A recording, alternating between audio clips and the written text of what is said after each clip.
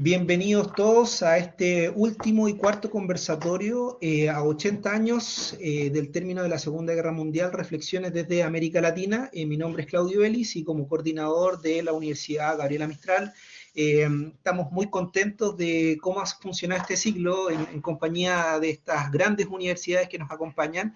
La Universidad de Montevideo, que en este caso tiene a una tremenda representante, que es la doctora Carolina Serrano, que es la expositora de hoy, y por otra parte también al doctor Manuel Gutiérrez, que expone también a Confiliación de la Universidad Católica de la Santísima Concepción. Bueno, dentro del contexto de la que han sido este ciclo de charlas hemos visto distintas cosas. Hemos visto desde el punto de vista de las relaciones internacionales, con respecto a la posición que toma América Latina respecto a lo que es la Segunda Guerra Mundial. Hemos también dado un recorrido respecto a cómo funcionan las cancillerías durante esta época, tanto en Venezuela también como por otra parte en Uruguay, cómo funcionan también la afiliación directamente con los partidos políticos.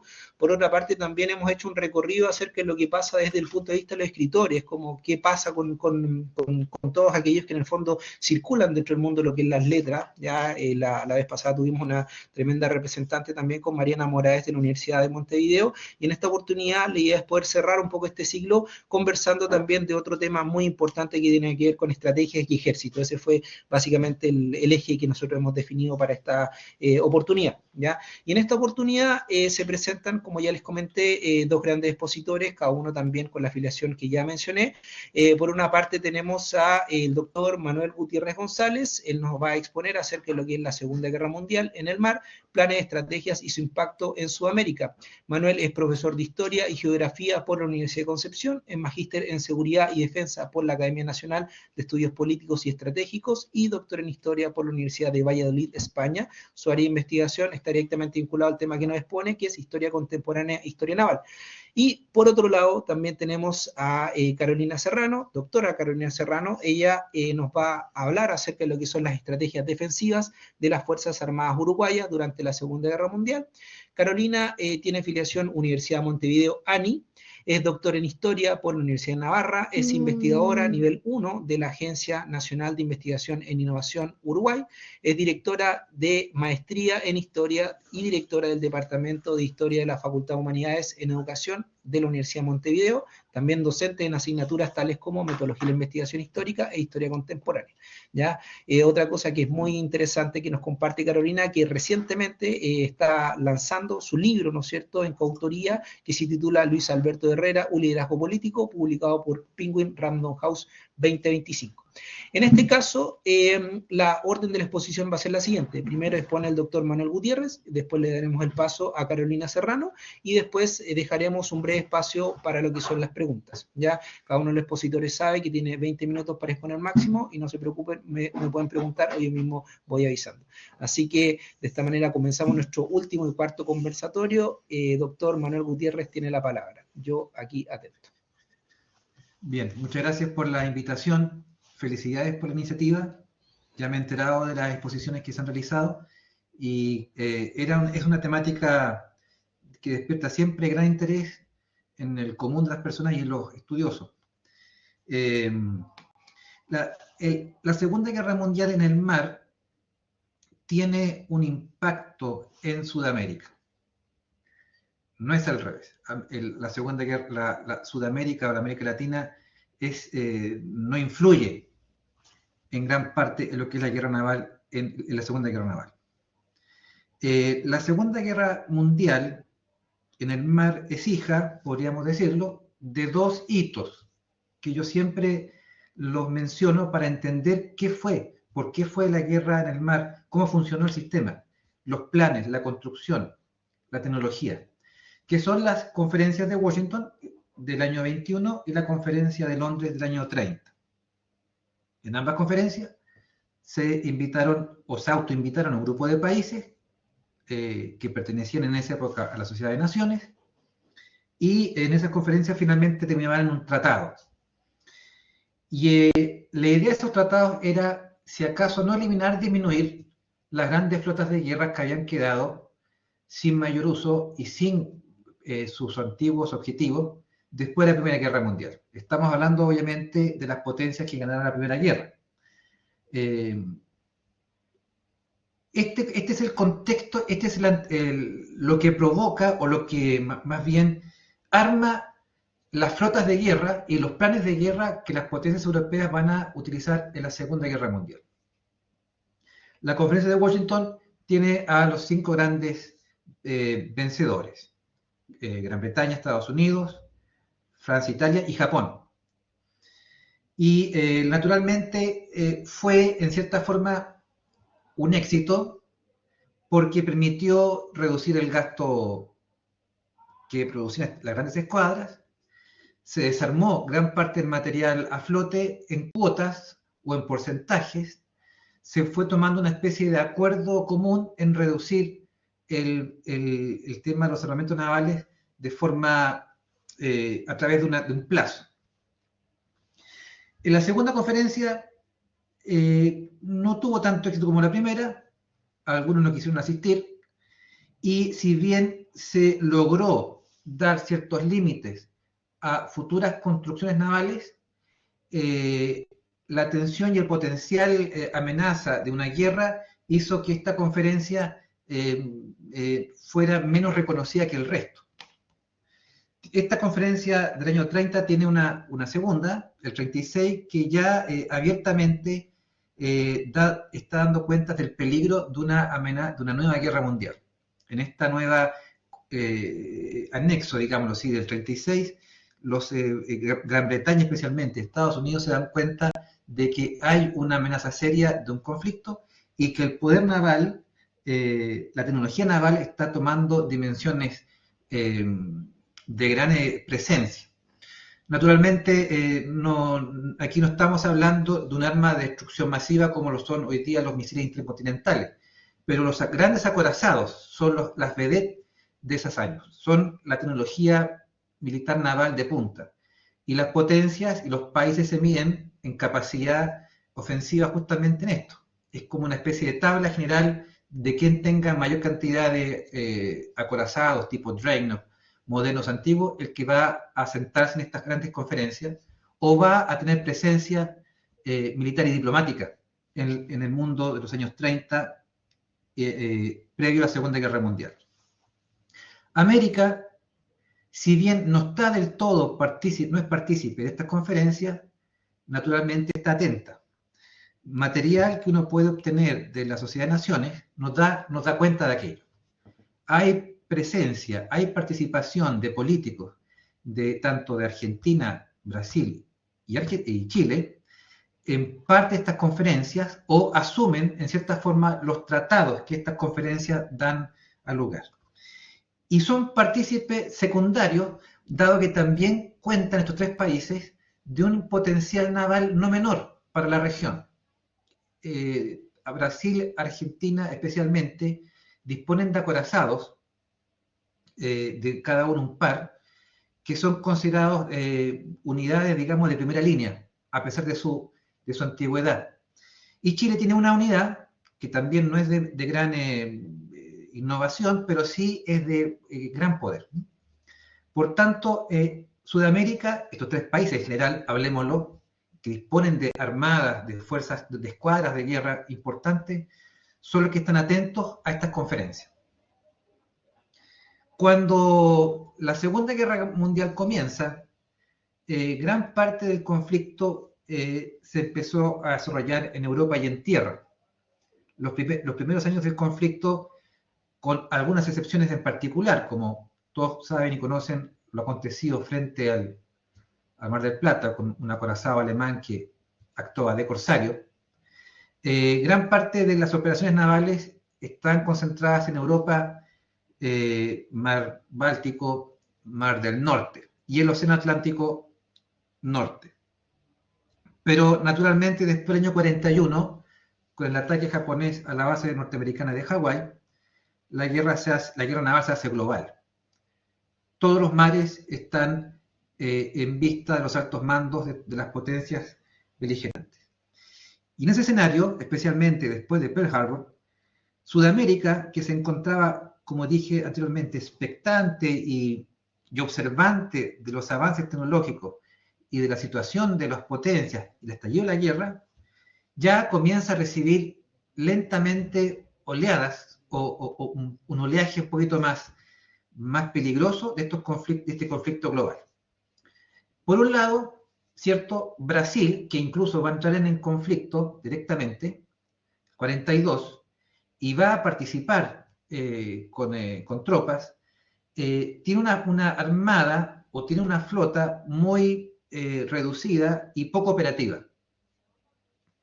Argentina, en cambio, tiene una flota más reforzada, con material un poco más renovado, pero claro, Argentina se mantuvo cierta neutralidad. Entonces, hacen ver el balance de ambas flotas sudamericanas y naturalmente la Armada Argentina mantuvo una superioridad tecnológica en este periodo de la Segunda Guerra en Sudamérica, 40-45, eso está más o menos revisado. Pero su calidad de país neutral, ¿cierto?, lo mantenía fuera del conflicto. En el caso del Pacífico, en el caso de Chile, también una flota militar avejentada, un tanto vetusta, y que solo representaba cierta solidez en cuanto a buques de menor desplazamiento. Se vio afectado en qué Chile, en que, claro, la amenaza japonesa del 41 se materializó rápidamente en gran parte del Pacífico, el 42, primera mitad, y Chile tenía ya en Oceanía una isla pequeña, que en el año de la guerra no era una base naval propiamente tal, es un territorio insular, casi colonial, que si bien no corría peligro inmediato, estaba involucrado.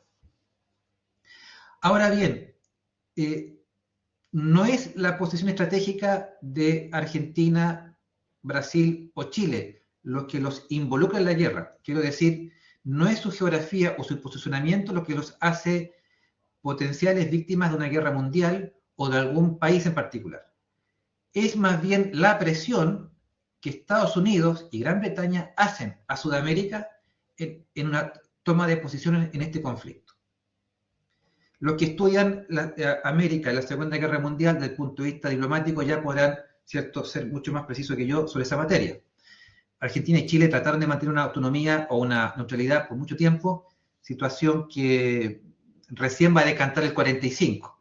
Pero los años álgidos de la guerra, entre el 40, el 41 y el 44, Chile en el Pacífico y Argentina y Brasil en el Atlántico van a tener que empezar a improvisar o asumir ciertos planes defensivos a la luz o al consejo de Estados Unidos.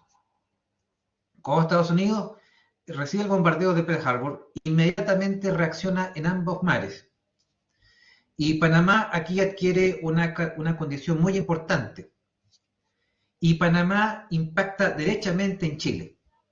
El control marítimo del canal de Panamá por flotas norteamericanas ante el eventual peligro de ser atacados por japoneses, inevitablemente llegó que el poder naval americano, como nunca antes, se expandiese del Pacífico que ellos ocupan en Hawái hacia el Pacífico Sur, bueno, y obviamente en el campo de batalla que es el Pacífico más hacia el lado de Asia.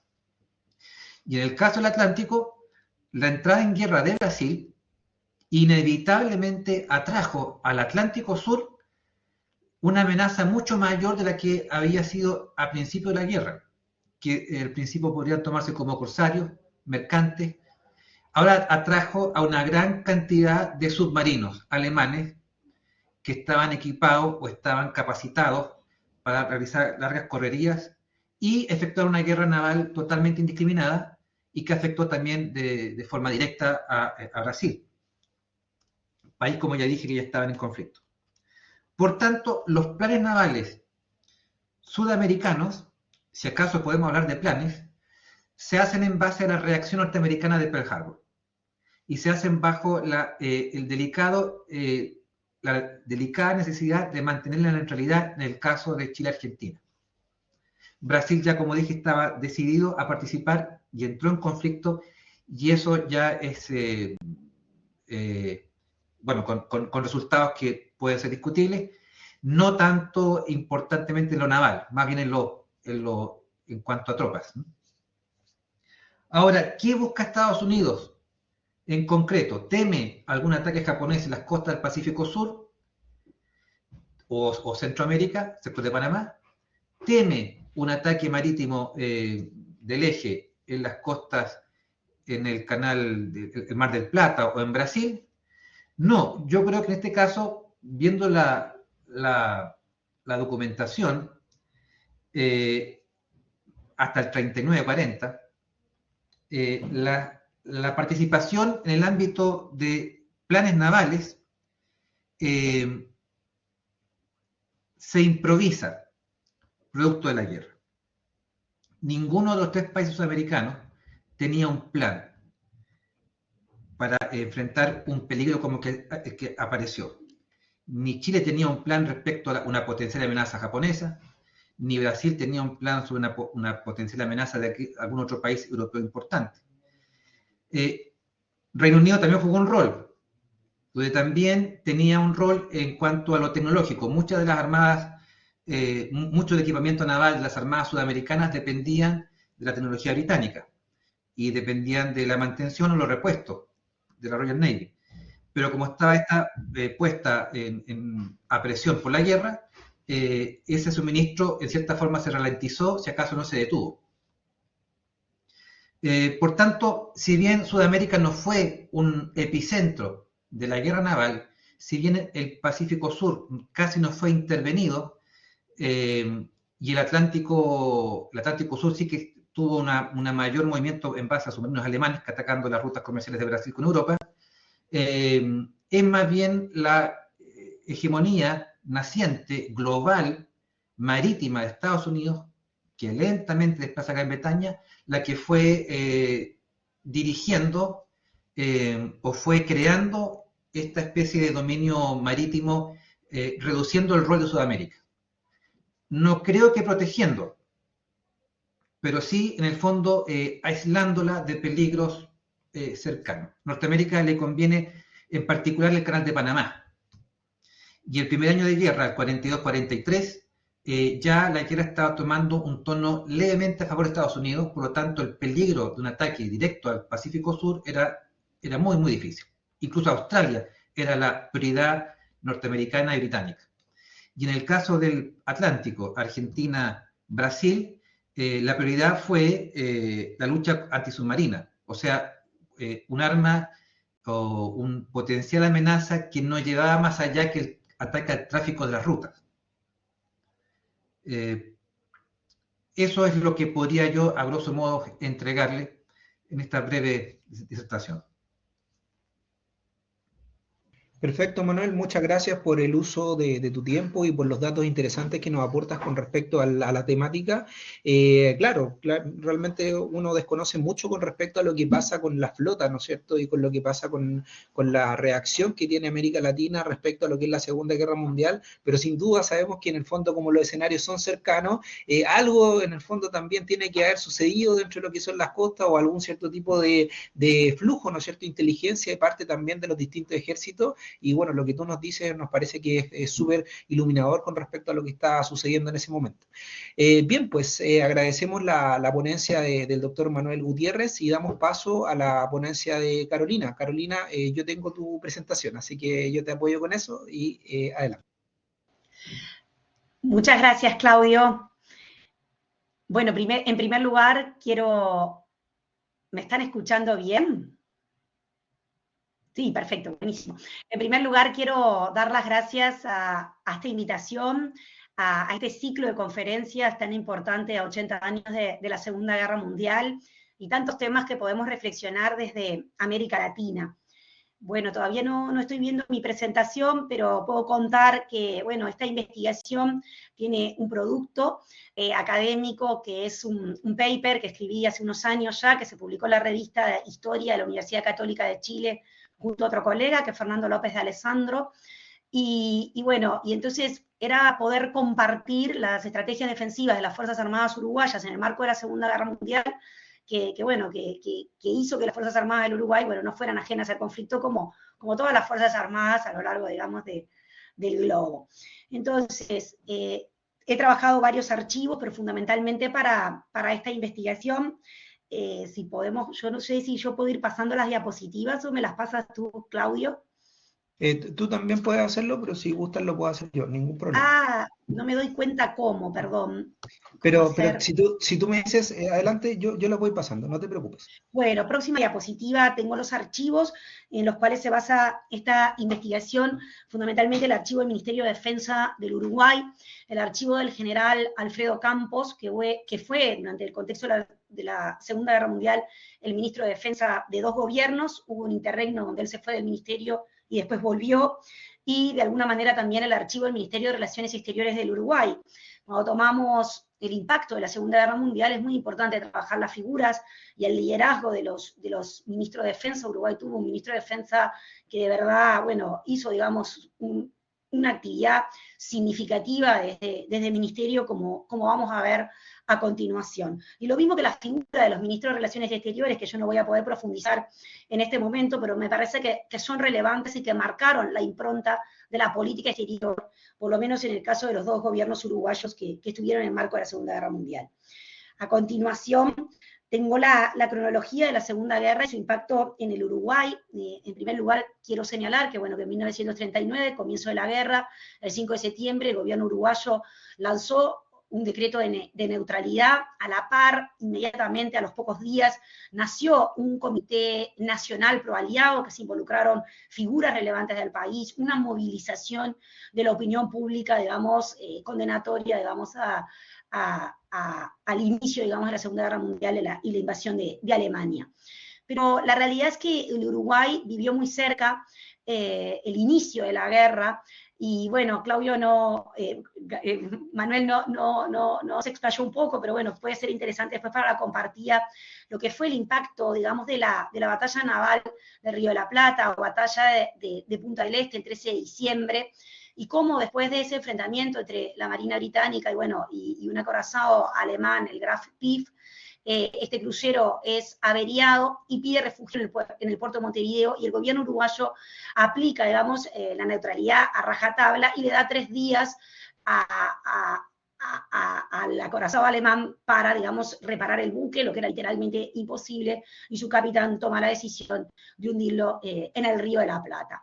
Este acontecimiento, junto con la invasión soviética de Finlandia, un país neutral, dejó realmente a las Fuerzas Armadas uruguayas en una necesidad de considerar que su territorio era completamente vulnerable, que no estaba preparado en términos de armamento, pero también de preparación de su población. Uruguay no dispone, como ya tenía Argentina o Chile, de un servicio militar obligatorio, y la bandera por instalar una instrucción militar obligatoria va a ser, digamos, de las propuestas, digamos, por las cuales el ministro bregó a lo largo, digamos, de sus dos momentos que ocupa el Ministerio de Defensa. De hecho, él inmediatamente, en enero del 40, intenta que se apruebe vía parlamentaria, porque había gobierno democrático en el Uruguay, la ley de instrucción militar obligatoria. No hay aval de la clase política y el ministro renuncia. Entonces, a continuación, tomando a grandes rasgos la cronología política, simplemente en la próxima diapositiva podemos ver que la verdad que llama la atención la multitud que se congregó en Montevideo para ver salir el Graf Spee, que bueno, que muestra ese embotellamiento de tránsito, bueno, y se puede ver esa imagen con muchísimas personas en el puerto, ¿no? El enorme impacto de este acontecimiento y bueno, y todo lo que significaba para el Uruguay. En la próxima diapositiva, haciendo, digamos, un recorrido del marco de toda la guerra, yo creo que hay dos temas que son medulares para entender la situación del Uruguay, que son las negociaciones con los Estados Unidos por la instalación de bases aeronavales, que voy a profundizar en breve. Tanto en 1940 este tema se pone y llega a la opinión pública, como en 1944, con otro escenario en la guerra, con otra amenaza. A lo largo del año 40 se agigantó en términos de opinión pública a nivel nacional, pero también a nivel continental, con enorme repercusión, que había rumores de negociaciones para instalar bases militares estadounidenses en Uruguay, pero fundamentalmente un agigantamiento de la infiltración nazi en el Uruguay. Es muy interesante toda la cronología que uno puede hacer de cómo se va dando todo este proceso a lo largo del 40 y que, bueno, que yo he reconstruido mis investigaciones y que otros investigadores también han hecho usando documentación norteamericana y documentación de la Argentina para entender cómo este tema llega a la opinión pública en el Uruguay en noviembre del 40 y pasa a una discusión parlamentaria donde por abrumadora mayoría la clase política se muestra, digamos, en oposición a la posibilidad de una instalación de una base militar norteamericana. El quiebre de la guerra con Pearl Harbor en diciembre del 41, la conferencia de Río de Janeiro en enero del 42 y la posición del gobierno uruguayo de romper relaciones diplomáticas con el eje. Uruguay va a tener una neutralidad como gobierno, una neutralidad muy favorable al bando aliado a lo largo de todo el conflicto. En ese momento, después de la reunión de Río de Janeiro, nace el Comité Consultivo para la Emergencia Política del Continente, que va a tener una sede en Uruguay, va a haber una figura muy destacada que va a ocupar un rol significativo en ese comité que, bueno, que buscaba coordinar decisiones globales de defensa hemisférica, cuando también nace en Washington la Junta, digamos, Militar de Defensa Hemisférica, pero en Uruguay una figura que va a ser muy destacada, que va a ser el vicepresidente, un vicepresidente que fue Alberto Guani, fue canciller también en este periodo. Entonces, en 1944, con un escenario completamente diferente en el marco de la Segunda Guerra Mundial, hay nuevas negociaciones con los Estados Unidos por las bases aeronavales, pero la amenaza no era ya la infiltración nazi, la posibilidad de una llegada nazi a América del Sur, sino más bien está en juego las relaciones de Uruguay con Argentina. Cuando uno trabaja estos temas, y más en el marco de la Segunda Guerra, no es posible estudiar el Uruguay aislado de lo que está pasando a nivel regional, fundamentalmente en este caso con la Argentina, que va a tener un golpe de Estado en junio de 1943. Simplemente como dato, para poner en contexto al público, 1945, 21 de febrero, la declaración de guerra de Alemania a Japón, que le va a permitir a Uruguay participar en las conferencias de San Francisco, y bueno, declarando la guerra sobre el final de la guerra. A continuación, es una frase que me parece significativa de un agregado militar británico en Montevideo. Te agradezco, Claudio, que me pases la diapositiva. Dice: las autoridades militares en terrenos profesionales siempre aconsejaron en contra de una declaración de guerra hasta el momento en que estén en posición de defender al pueblo contra una matanza y ataques. A pesar de las presiones por tomar Uruguay, las presiones después de Río de Janeiro para la declaración de guerra, que tenemos el contexto de Brasil en agosto del 42, las Fuerzas Armadas uruguayas en todo momento dijeron: o sea, Uruguay no va a declarar la guerra, el pueblo uruguayo no está en capacidad de defenderse, y además, bueno, no tenemos ni siquiera los recursos. Además, otra cosa que aclaraban los militares: una vez que Estados Unidos satisfacieran sus necesidades materiales de defensa, declararían la guerra en caso de ser necesario. Esta fue una postura mantenida, digamos, por el Ministerio de Defensa a lo largo de todo el conflicto, y una presión sobre el gobierno norteamericano por la adquisición de armamentos. Uruguay termina firmando un convenio de préstamo y arriendo, llega armamento al Uruguay. A continuación tenemos en la próxima diapositiva un listado de las estrategias defensivas, que lo quería ahí poner ordenado para todos. Llega, digamos, ese armamento de muy mala calidad, se quejan bastante las Fuerzas Armadas uruguayas, piden, bueno, un armamento más moderno. Yo no soy especialista en los temas de armamento, ni mucho menos, y lo escuchaba a Manuel y digo, bueno, de temas navales también, mucho menos, pues soy especialista en historia política, pero me abrió muchísimo este tema, porque hay como ese vínculo entre lo político y lo militar se cruza a lo largo de toda la guerra, los militares presionando por avanzar en la legislación que para ellos era necesaria para el país. Por ejemplo, más abajo ahí pongo, en un momento el ministerio propone hacer un censo industrial, poder saber todos los recursos que dispone el país en términos de sus industrias, sus talleres y demás, que esa información se recaba en tiempos de paz, que es necesario tener esa información para poder eventualmente transformar esas industrias en industria de guerra. Un tema que, bueno, de ninguna manera la clase política vio como necesario que el Uruguay hiciera, digamos, un censo, digamos, un censo de esta naturaleza, y esto no fue apoyado. Bueno, como el poder político se fue imponiendo en algunas cuestiones el poder militar y en otras cosas como el poder militar, digamos, o, bueno, las Fuerzas Armadas con su protagonismo que adquieren en el marco de la guerra, lograron imponer algunas legislaciones. En especial, la ley de instrucción militar obligatoria, que llevó a Campos en febrero del 40 a renunciar al ministerio, fue aprobada finalmente en junio del año 40, cuando se incrementa, digamos, esa campaña mediática, no solamente en Uruguay, sino también a nivel continental, de que hay una infiltración nazi que podía venir por Uruguay, lleva, digamos, a la clase política a tomar conciencia de aprobar una ley de instrucción militar obligatoria que bueno, que después nada, que fue muy dificultosa su aplicación en Uruguay, las personas al principio se involucraron, tenían que hacer unas prácticas de tiro, bueno, y de formación, de instrucción militar. Al principio la gente va a hacerla, pero después era muy difícil para el Ministerio de Defensa que los jóvenes se enrolaran en esta ley de instrucción, que no operaba con las características, digamos, de un servicio militar obligatorio que durara, digamos, tanto tiempo. La realidad es que eso en Uruguay todavía pervive de alguna manera, porque nació ahí para los uruguayos la promesa a la bandera, la jura a la bandera, que la promesa se hace en el primario, la jura se hace en el liceo. El año 40, como dije, bueno, fue un año importante sobre estas negociaciones con los Estados Unidos.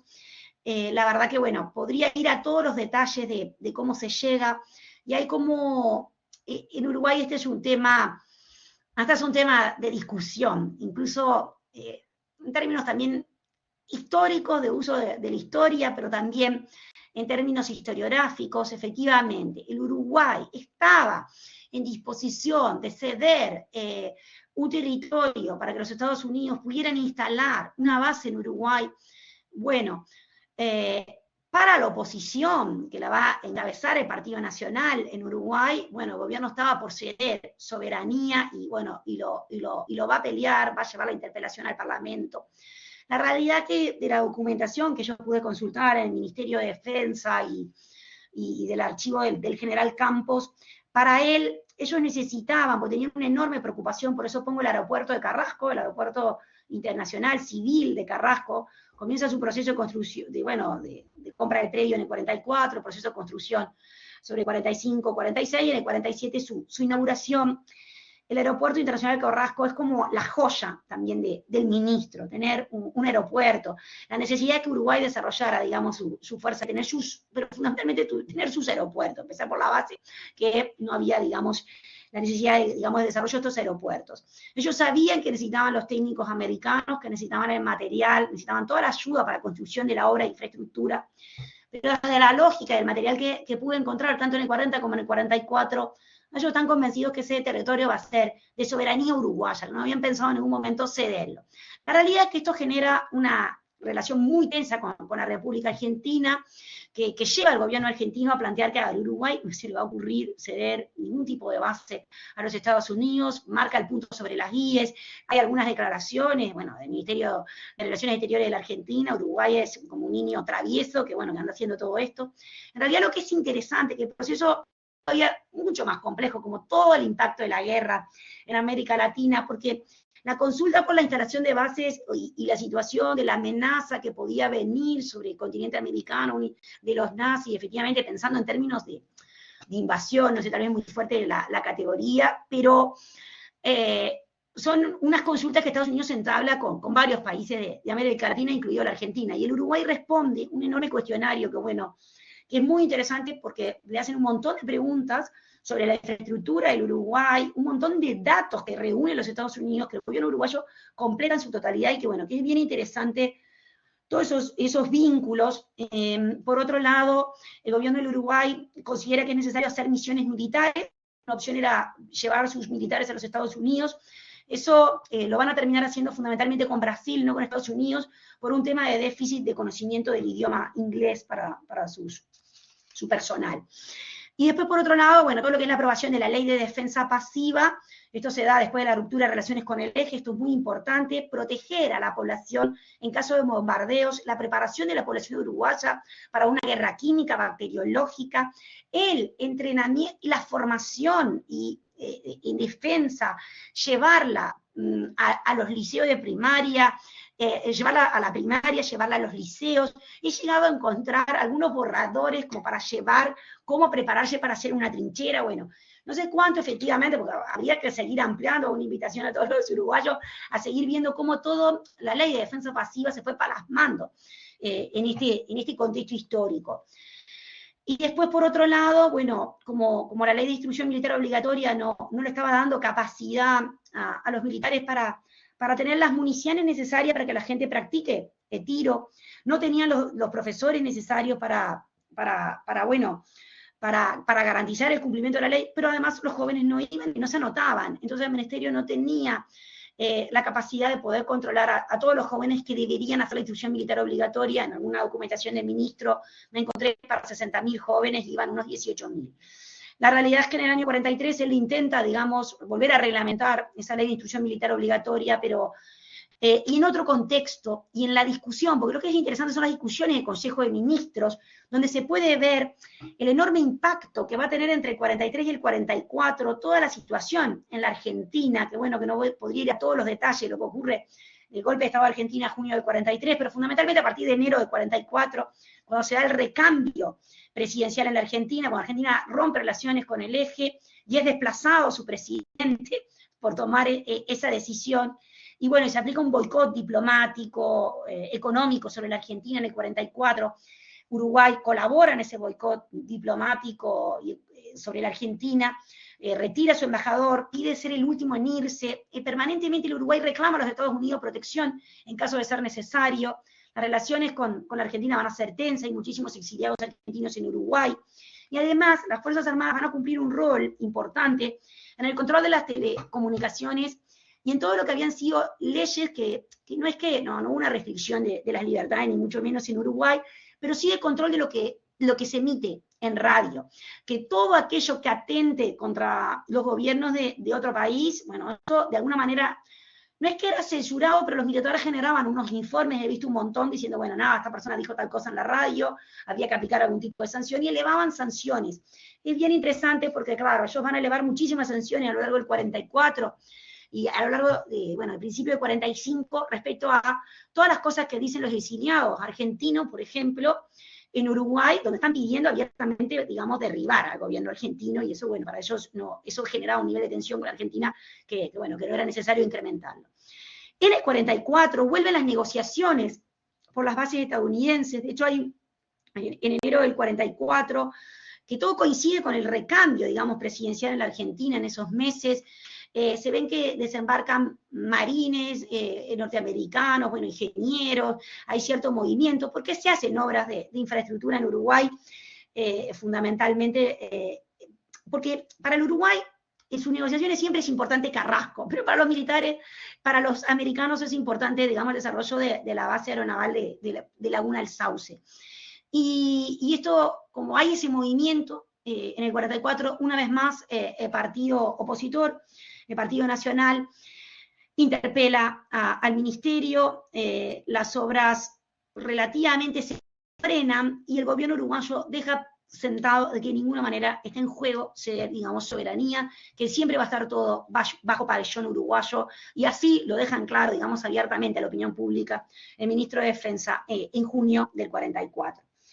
Entonces, pasando también la diapositiva, simplemente dejar que los uruguayos no querían hacer un servicio militar obligatorio. El ministerio tuvo que hacer muchísimas propuestas para promocionarlo, y no era tan fácil. Bueno, ellos lo promocionaban como un medio para democratizar, para defender la integridad territorial, el amor a la patria, para la defensa de la libertad, de la democracia, que era necesario para responder a los compromisos que había contraído el país en diferentes instancias internacionales, y una escuela que forjaba el carácter, la disciplina, el sacrificio, etc. Entre los principales argumentos del Ministerio de Defensa, publican libros, hacen conferencias. Muy interesante en este contexto que el Partido Comunista Uruguayo, es un dato que quizás José lo trajo, pero participa de los locales de los militares para promocionar el servicio militar obligatorio en Uruguay.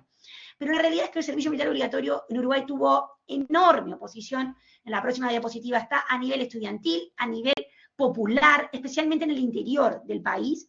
Está en la siguiente diapositiva, pero asambleas, los militares, bueno, tienen espías en todas esas asambleas, tienen identificados chicos que hablan en contra del servicio militar, bueno, documentación muy valiosa que me encontré en el Ministerio de Defensa del Uruguay.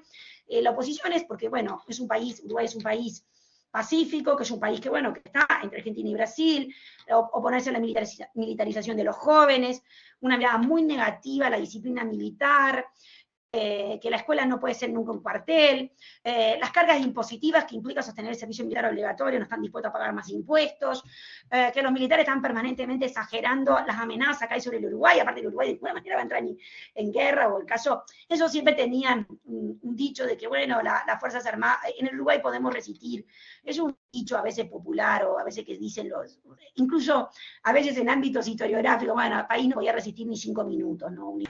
Pero en este marco, el gobierno tenía que hacerse cargo de otros problemas, como situaciones de hambre, analfabetismo, desocupación, y hay que sensibilizar a la población para evitar ir a un matadero de guerra ajena.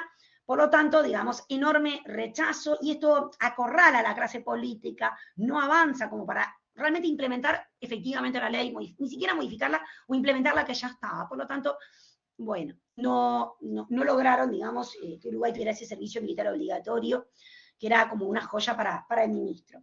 Pasando la diapositiva, simplemente, nada, simplemente esto no voy a profundizar. Uruguay tuvo 2 gobiernos en este marco. Sí me parece interesante que del 38 al 42 hay un presidente que fue elegido, bueno, en el marco de unas elecciones que nacieron de un gobierno de dictadura que tuvo Uruguay en 1933, pero que era un coronel, un dato, ¿no? Digo, porque me parece importante en este rol que van adquiriendo las Fuerzas Armadas. Uruguay tiene un golpe de Estado en el medio de la Segunda Guerra Mundial en el 42, es catalogado en ese contexto histórico como un golpe bueno, porque venía a romper el orden constitucional que había nacido el golpe del 33, y así, bueno, fue promocionado, y se reforma la Carta Magna, y bueno, y hubo nuevas elecciones, simplemente para ponerlo en contexto, y que no se puede entender el Uruguay sin mirar la Argentina. Y pasando al final de la diapositiva, abrir una serie de conclusiones y ventanas abiertas para la conversación. Bueno, estas son las fotos de los cancilleres, pero podemos pasarla porque, bueno, me parece que las personas son importantes, quienes ocuparon los cargos y el rol protagónico que tuvieron. Si estuviéramos con un público exclusivamente uruguayo, podríamos hablar de ellos. Porque si bien pasamos a la última diapositiva, Uruguay tiene un posicionamiento claro en el marco de la guerra, de alineamiento bajo la órbita de los Estados Unidos, y un desplazamiento, digamos, de la hegemonía, digamos, británica.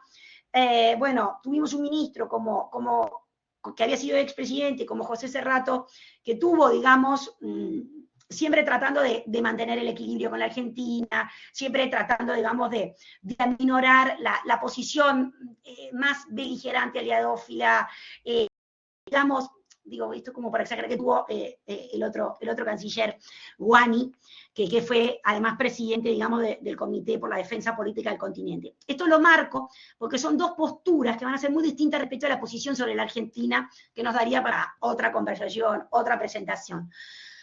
De alguna manera, Uruguay adquiere, digamos, una posición de liderazgo, perdón, esto lo pongo completamente entre comillas, porque esto abre a la discusión, el lugar que ocupa el Uruguay, pero el lugar que va a asignarle los Estados Unidos a Uruguay, puedo decir, por lo menos en su relación con la Argentina, que va a ser muy tensa en el marco de la Segunda Guerra, pero después, cuando venga el peronismo, lo va a posicionar en Uruguay, lo va a llevar a Uruguay en el 45 a tomar algunas decisiones respecto a la Argentina que van a perjudicar bastante, que bueno, no voy a hablar de llamar a la doctrina Rodríguez Larreta, lo dejamos aquí. Pero por otro lado, el tema de las bases tensó las relaciones bilaterales con Argentina como algo que bueno, que va a pesar en la historia posterior de ambos países, por lo menos con el naciente peronismo. De alguna manera, hasta qué punto Uruguay tuvo una ruptura de su posición de equilibrio. Uruguay tiene una política exterior, a lo largo, digamos, podemos decir, del siglo XX, de equilibrio entre Argentina y Brasil. Se escora mucho más en el marco de la guerra, se va a terminar escorando mucho más hacia el lado de Brasil por esas tensas relaciones con Argentina. Va a asumir posiciones, bueno, como digo, de cierto liderazgo, y lo pongo de verdad entre comillas. Y de algún lado, hasta qué punto, y con esto cierro, ese protagonismo, podemos decir, de las Fuerzas Armadas en el marco de la Segunda Guerra Mundial, adquieren un nivel de visibilidad que, bueno, que fue significativo, que ayudó a la figura del ministro, pero bueno, el impacto de la guerra fue importante. Y yo hay un tema que también siempre señalo que bueno, que me encantaría seguir investigando, bueno, es el impacto que tuvo la guerra del Chaco también para las Fuerzas Armadas y en el Uruguay. Y bueno, y cerrar por acá, dejando estas cuestiones como para seguir conversando, que puedan unir, digamos, las presentaciones o este ciclo que venimos hablando del impacto de la Segunda Guerra Mundial, que no podemos hablar de nuestros países sin entendiendo a los Estados Unidos. Muchísimas gracias y bueno, gracias.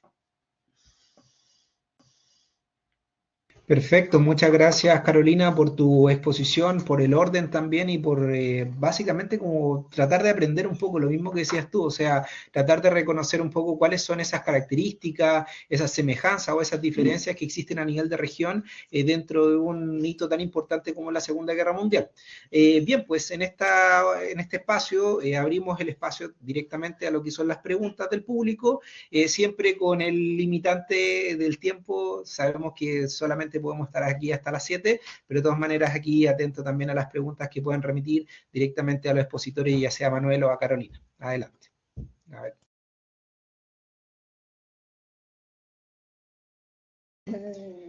Perfecto. Jorge, adelante, tienes la palabra. Bueno, muchas gracias. Quería hacer una consulta, disculpe si es un poco superficial, a la profesora Serrano, pues yo no soy historiador, de ahí la superficialidad de mi pregunta.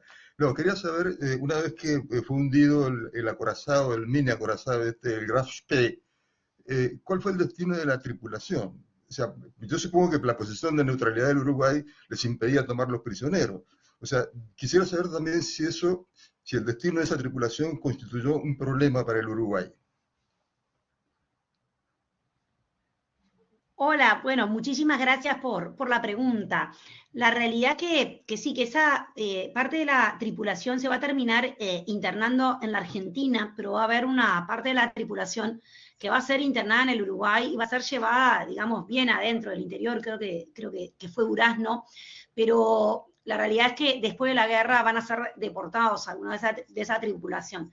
Todos estos temas se extienden, porque después vienen un montón, digo, este tema, bueno, es bien interesante, digamos, y hay trabajo sobre eso, no tengo como mucho más detalle, pero bueno, evidentemente la tripulación, digamos, fue retenida. Gracias por la pregunta. Gracias. Perfecto. Muchas gracias, Jorge, por la pregunta. Muchas gracias también, Carolina, por tu respuesta. Y tengo una pregunta que en realidad, bueno, desde mi parte, desde mi propio interés, durante este ciclo de conferencia, y bueno, en particularmente en esta, hemos escuchado mucho con respecto a algo que yo creo que a nivel de América Latina, no sé si es sabido, pero a lo mejor uno lo siente, ¿no es cierto? Este tema de Estados Unidos, entre comillas, como parte de nuestro propio eje, que nosotros somos parte, entre comillas, del eje Estados Unidos.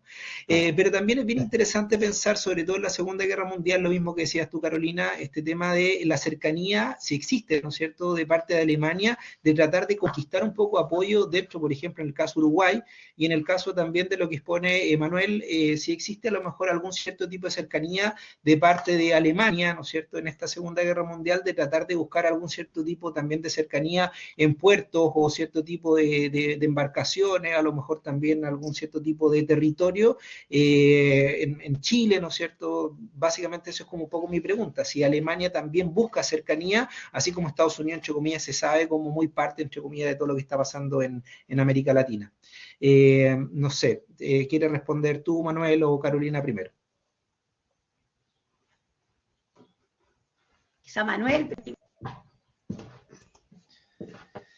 No hay problema, no, lo mío es muy breve. No, Alemania, y por lo menos la biografía más básica nos indica que Alemania reconcentró todos sus esfuerzos en la guerra que venía, y el régimen nazi del 33 hacia el 39, si bien tuvo una febril actividad diplomática con Sudamérica, eso sí, está fuera de su objetivo primordial.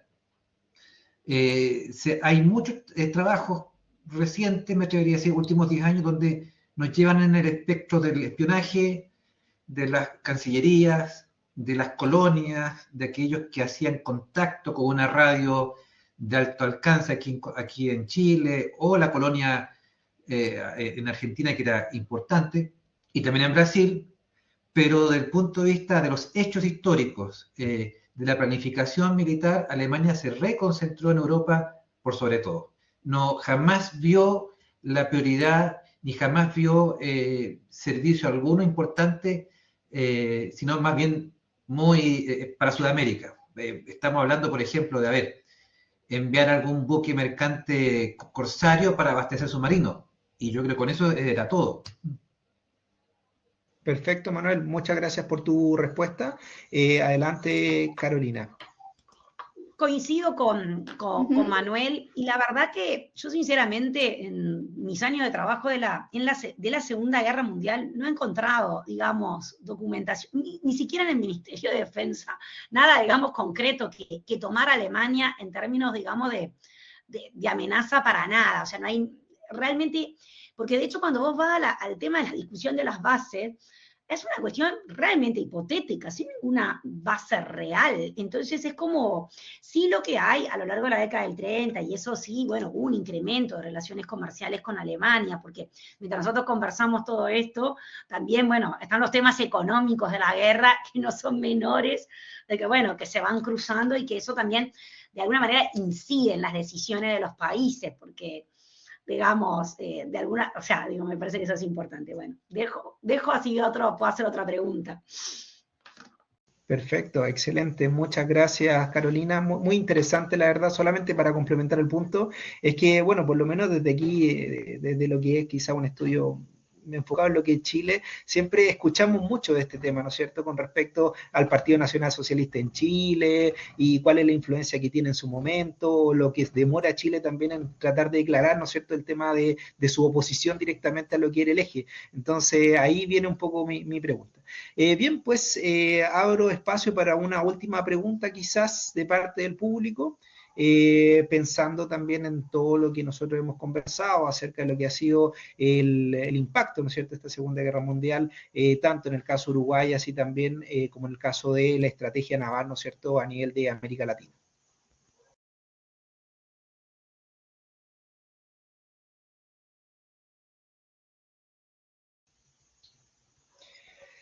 Bien, pues veo que estamos, por una parte estamos en el tiempo y por otra parte también sabemos que tenemos todos, ¿no es cierto?, que cumplir nuestros distintos horarios y de esta manera yo empiezo ya a cerrar este ciclo de reflexiones a 80 años de el término de la Segunda Guerra Mundial, estas reflexiones de América Latina. Ha sido un verdadero placer trabajar directamente con estas grandes universidades, como nosotros dijimos, por una parte con la Universidad de Montevideo, con Uruguay, por otra parte también con la Universidad Católica de la Santísima Concepción. Vaya ya un abrazo a nuestros amigos Froilán Ramos también, Mauricio Rubilar, y también desde Montevideo a Carolina Serrano, también a Mariana Moraes, que nos han ayudado también a llevar a cabo este ciclo de conferencias. La idea es que podamos seguir reflexionando. O sea, yo creo que Carolina, tú también diste en un tremendo punto. Quizás no sabemos mucho con respecto a lo que ha pasado en temas que circundan dentro de lo que es la Segunda Guerra Mundial. ¿Qué pasa con la guerra del Chaco, por ejemplo, a nivel de América Latina? Entonces, me parece que es un tema súper interesante, del cual quizás no sabemos mucho, pero que sin duda va a aperturar otro tipo de espacios también para seguir dialogando. Desde acá nos despedimos, yo como Claudio Vélez, coordinador de la Escuela de Humanidades de la Universidad Gabriela Mistral, les agradezco a todos por haber asistido y bueno, cualquier duda, si quieren, se pueden volver a comunicar directamente con nosotros. ¿Ya? Eso pues, que estén muy bien. Muchas gracias. Muchas gracias. Muchas gracias por la invitación, por todo el ciclo, celebro, gracias. Muchas gracias, que estén muy bien. Gracias. Gracias. Muchas gracias.